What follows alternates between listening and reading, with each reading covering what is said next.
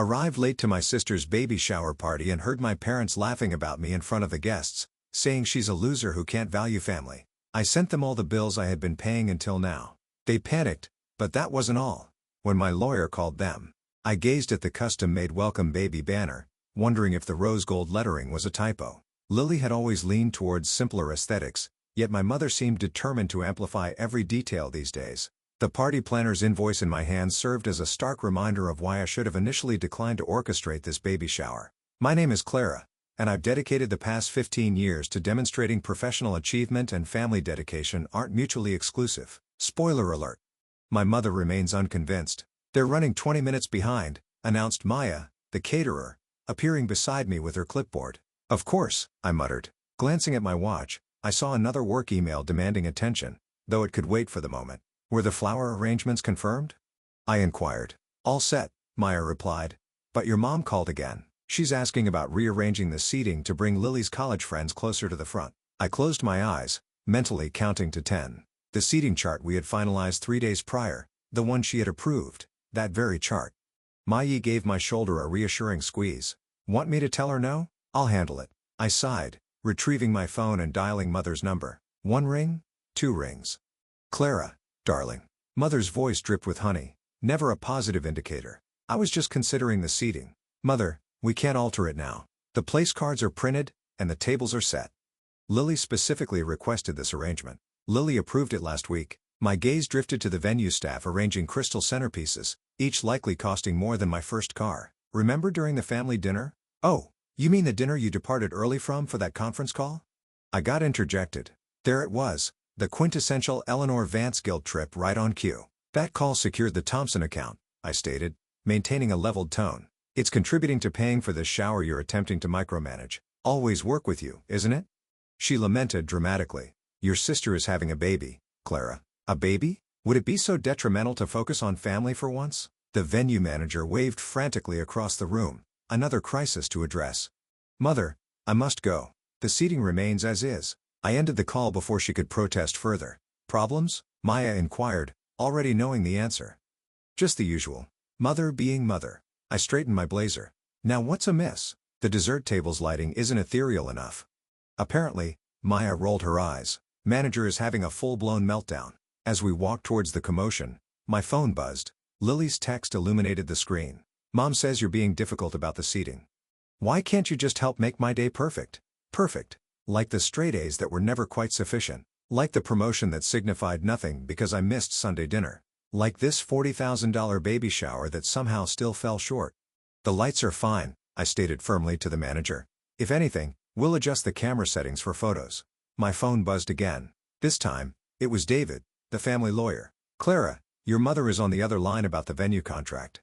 Something about last-minute alterations. I pinched the bridge of my nose. Inform her that any modifications now will incur significant extra charges. She says money isn't a concern. Of course not.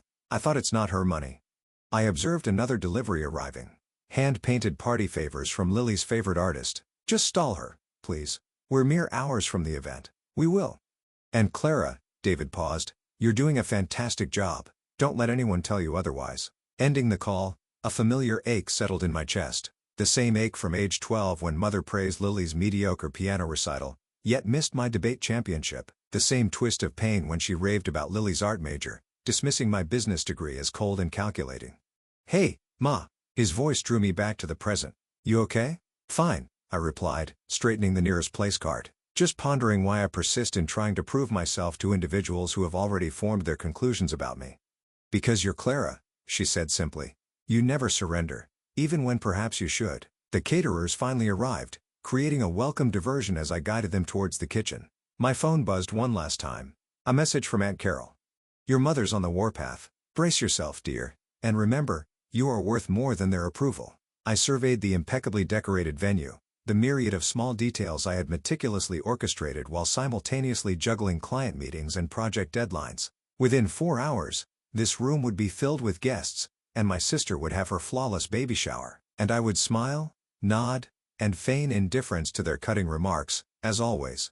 Because that's what dutiful daughters do, isn't it? The baby shower was in full swing when my phone vibrated for the 10th time. A client crisis demanded immediate resolution. Slipping behind a decorative screen, I attempted to keep my voice low. "Yes, I understand the urgency," I whispered.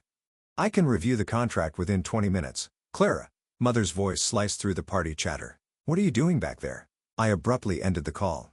"Just checking on the gift arrangements, Mother." "Always with that phone," she retorted, grasping my arm and steering me towards the crowd. "Your sister is about to open presents.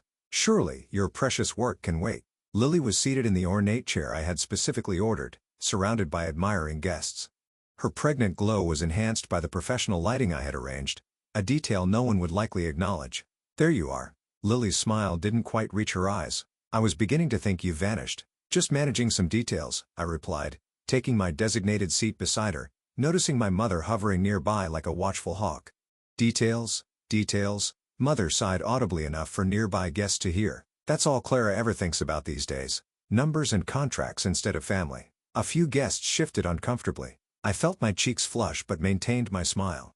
"Let's focus on the presents, shall we?" Lily proceeded to open gift after gift, each met with appropriate oohs and ahs. I discreetly checked my phone. 3 missed calls from the client. "Oh, this one's from Clara," Lily announced, lifting an elegantly wrapped package. My stomach tightened. I had spent weeks searching for the vintage silver rattle, identical to the one in our grandmother's baby photos. Lily tore through the paper, revealing the velvet box. "Oh, it's nice. It's just like Grandma Rose's," I said quickly. "Remember how she always told us about speaking of remembering?" Mother interjected. "Remember when Clara missed Lily's college graduation because of a crucial meeting?" Silence descended upon the room. Lily's husband, Daniel, shifted in his seat, avoiding eye contact. "Mother, that was years ago," I said quietly. "And I flew in the next day." "And now here we are," Mother continued as if I hadn't spoken at Lily's baby shower and she can't even put her phone down for an hour, Eleanor and Carol warned from across the room. But Mother was on a roll. "Do you know who arranged this entire shower?" Lily joined in, her voice thick with hormonal tears. "Mother did." "Why, you were too busy with your important career to help." I stared at her, stunned. "Lily, I literally planned every Oh sure," she sniffled. "You wrote some checks, threw money at it, like you do with everything. But where were you for the actual planning? The late-night calls about color schemes? The menu tastings? I was on those calls." My voice rose despite my best efforts. "I scheduled them around your timeline." "Ladies," Daniel attempted to intervene, but Mother silenced him with a look that could freeze hell. "Your sister is having a baby," Mother announced to the room at large. "A miracle. A new life. But I suppose that's not as important as whatever's on that phone of yours." My phone buzzed yet again. The client was now threatening to terminate their account. "I need to take this," I said, rising to my feet. "It's important. More important than family." Lily's voice cracked. "More important than me?" The room was now deathly silent, every guest witnessing my public excoriation. "You know what?" I grabbed my purse. "Yes, right now, this call is more important. Because unlike this shower, which I planned, paid for, and am apparently receiving zero credit for, this call actually matters to people who value my time and effort." Gasps rippled through the crowd. Mother's face turned a shade of purple. "How dare you?" she sputtered. "After everything we've done for you." "Everything you've done for me?" I laughed, a sharp, bitter sound. "Please, enlighten me. Was it the constant criticism? The comparisons to Lily? The guilt trips?" Maya appeared at my elbow. "Maybe we should step outside." "No need." I straightened my spine, channeling every ounce of boardroom confidence I possessed. "I'm leaving. Enjoy the shower, Lily. The venue is paid for until 7. Try not to let Mother convince you I ruined this too." I turned on my heel, walking steadily towards the exit despite the trembling in my legs. Behind me, I heard Mother's theatrical sobs and Lily's hiccuping tears. Just before the door closed, I heard Aunt Carol's clear voice. "Well, Eleanor, I hope you're satisfied. You've finally done it." I reached my car before the tears finally came. But as I sat there, observing the venue staff scurrying around through the windows, a strange calm settled over me. My phone buzzed again, but this time, instead of anxiety, I felt something else stirring in my chest. Resolve. I remained in my car for precisely 3 minutes before making the call. My hands had ceased shaking, replaced by an eerie steadiness I usually reserve for hostile takeovers. "David, it's Clara. Remember that contingency plan we discussed? The one you said you'd never use?" He sounded concerned. "What happened in there?" "They finally pushed too far. I watched another delivery van arrive at the venue. I need you to execute Plan B. All of it." "Clara," he hesitated, "are you certain this is?" "They think I just write checks." "David," I stated firmly, "let's demonstrate exactly what that means." Hanging up, I immediately called Sarah, the venue manager. Yes. About those payment arrangements we discussed? Of course, Miss Vance. Everything is set up as requested. Should I? Yes. I affirmed. Implement all changes effective immediately. My phone lit up with a text from Maya. Holy, they're still at it. Lily's weeping about how you abandoned her special day. Your mom's holding court like a martyred queen. I smiled, typing back, give it 20 minutes. The next calls were to the catering company, followed by the bartender, the photographer, and the entertainment service. Each conversation was brief, professional, and devastating in its simplicity. Everything's in place, David texted. You're really doing this. They wanted to discuss money, I replied. So let's discuss money. Starting my car, I caught a glimpse of Aunt Carol hurrying out of the venue. She spotted me and rushed over. Rolling down my window, she asked, Clara, whatever you're planning, she began. I asked, how bad is it in there? She leaned against my car, sighing. Your mother's transformed it into a full Greek tragedy. Lily's convinced you've ruined her life. Daniel looks like he wants to disappear. Perfect. I checked my watch. In about 10 minutes, they'll have something genuinely substantial to cry about. What did you do? Nothing they haven't implicitly requested. I showed her my phone, scrolling through the emails. See? Mother always said I was good with numbers. Time to prove her right. Aunt Carol's eyes widened as she read. Oh my God, Clara. This is perfectly legal. Everything's in my name. All contracts, all arrangements. I started the engine. They wanted to discuss how I just throw money around? Well, now they can handle it themselves. Where are you going? The spa. I have a massage booked. I smiled. I did pay for it after all. As I pulled away, I glimpsed the first signs of chaos through the venue's windows. Sarah would be making her announcements now. The open bar would suddenly require payment. The photographer would be packing up. The caterers would cease service. And the bills, every single itemized bill, would be distributed to the guests who had sat there smugly witnessing my humiliation. My phone erupted with notifications. Connecting it to the car's Bluetooth, I let the messages play through the speakers. Clara, what's happening? Lily's voice trembled. The venue says we need to pay. Delete. This is your mother. How dare? Delete. Hey, it's Daniel. Look, I know things got out of hand. Delete. A new text from Maya. OMFG. Your mom just tried to put everything on her credit card. Declined. Lily's friends are leaving. This is better than Netflix. I pulled into the spa parking lot feeling lighter than I had in years. The receptionist greeted me with a warm smile. Welcome, Miss Vance. Your private relaxation suite is ready. Thank you. I handed her my phone. Could you hold on to this for me? I'm expecting some calls I'd rather not answer. Of course. Would you care to see our wine list? Yes, please. As I followed her to the suite, another text derived from David. Bills are all distributed. Your mother is attempting to reach the venue owner. Should I intervene? No, I typed back. Let her try. Sometimes lessons must be learned the hard way. Changing into the plush spa robe, I listened to the distant sound of waterfalls. My phone buzzed one final time before I surrendered it. A message from Aunt Carol. Your mother's face when the bar tab arrived, worth every penny. But, darling, was it worth burning the bridge? I pondered years of criticism, of diminishment, of being treated as an ATM while simultaneously being told I wasn't family-oriented enough. Some bridges, I replied, need to burn so you can finally see what's on the other side. Then I switched off my phone, ordered a glass of champagne, and prepared to savor every minute of my very expensive revenge. After all, I had written the check for it. The massage therapist's hands worked out 15 years of family-induced tension from my shoulders while my phone collected angry messages in the locker room. 2 hours of blissful silence, punctuated only by soft meditation music and the occasional sound of my own satisfied sighs. More pressure, Miss Vance? The therapist inquired. Perfect as is, I murmured, melting further into the table. Though, I might need an extra hour. Bad day. Actually, I corrected.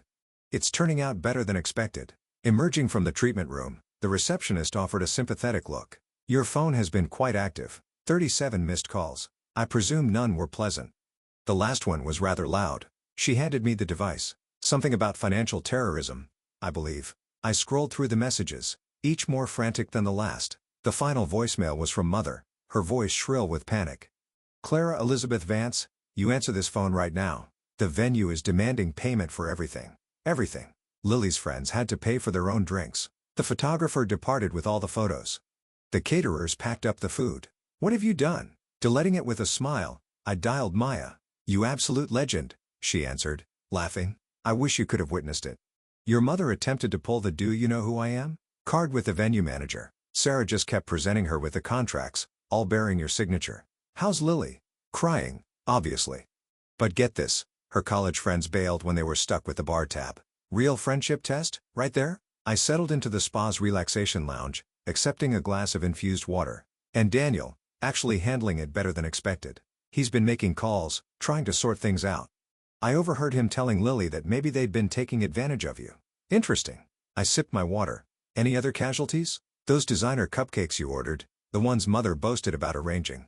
They were packed up just as she was showing them off to her church friends. Beautiful timing. My phone buzzed with another incoming call. It's David. Hold on, Maya. I need to take this. Clara, David said without preamble, your mother is threatening legal action. For what? I paid for everything exactly. You paid and you had every right to withdraw services. She's grasping at straws. Let her grasp. I examined my freshly manicured nails. What is the final damage? Well, between the remaining venue fees, the bar tabs, the photographer's cancellation fee, and the catering balance, roughly $288,000 which they'll have to cover themselves. Your mother's credit cards are all maxed out. He cleared his throat. Lily's too. Not my problem. Daniel's been reasonable. He's offered to work out a payment plan. Decline it. I stood up, gathering my things. They wanted to handle everything without my money interfering. Let him. My phone buzzed again. Aunt Carol, you've created quite the scandal, she stated upon answering. Half the country club will be discussing this for months. Good. Perhaps they'll reconsider inviting my mother to plan their events. Lily's a mess, claims you've ruined her baby shower. Memories lost forever. Better than letting her ruin the rest of my life. I signed my spa bill, adding a generous tip. How's Mother taking it? She's already calling everyone she knows for loans. No takers so far. Apparently, her credit isn't as pristine as she pretends. I stepped out into the evening air, feeling refreshed and remarkably unburdened. Any regrets? Only that I didn't record it all. Aunt Carol chuckled. Though, I did manage to capture a lovely photograph of your mother's face when the bar tab arrived. Worth framing, really. My phone lit up with a text from Daniel. Can we talk? Just us. I think some apologies are overdue. Interesting timing, I muttered. What will you do now? Aunt Carol asked. I settled into my car, adjusting the mirror. In it, I saw a woman who finally appeared free. Now, I'm going home, ordering takeout, and relishing the silence. They wanted to discuss money? Well, now they can discuss it amongst themselves. And tomorrow? Tomorrow, I'll resume being the successful career woman they love to criticize. Only this time, they'll comprehend precisely what that signifies. As I drove home, my phone continued buzzing with messages and calls. Each one represented a person who had witnessed my humiliation but was now desperate for my assistance. Each one would remain unanswered, because sometimes, the most effective revenge isn't simply about evening the score. It's about instructing people on the value of what they took for granted. And judging by the mounting bills in their hands, that lesson was just commencing. Monday morning dawned with 53 unread messages and 12 voicemails. Deleting them all, I walked into my office like any other day. My assistant, Sophia, greeted me with coffee and a knowing smile. Your mother called the office 6 times. Any other calls? The Thompson contract is signed.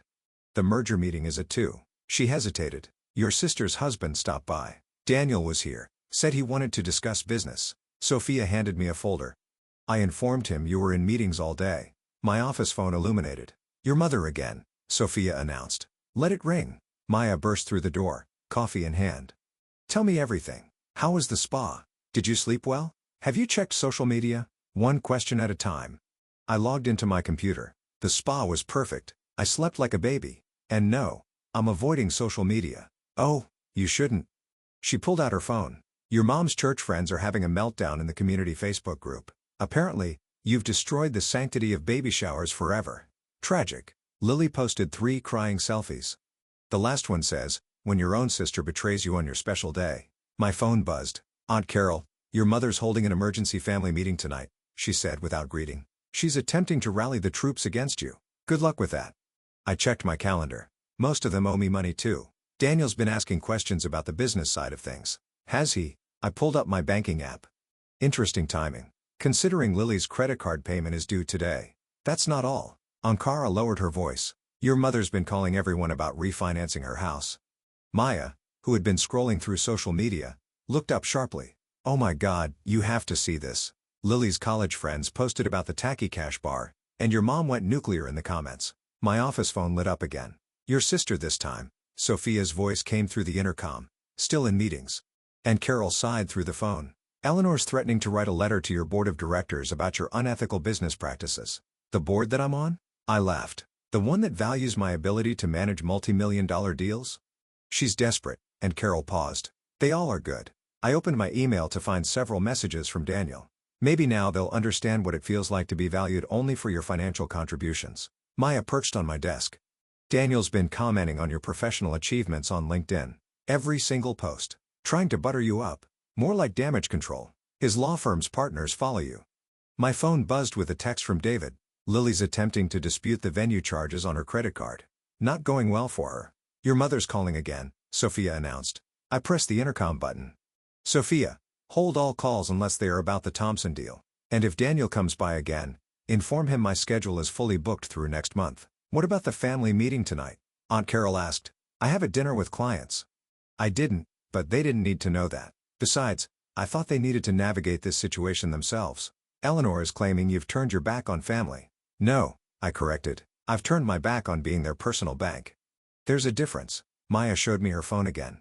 Lily's posted another update when money matters more than family bonds. It has 3 crying emojis. Interesting how family bonds only matter when they require something from me.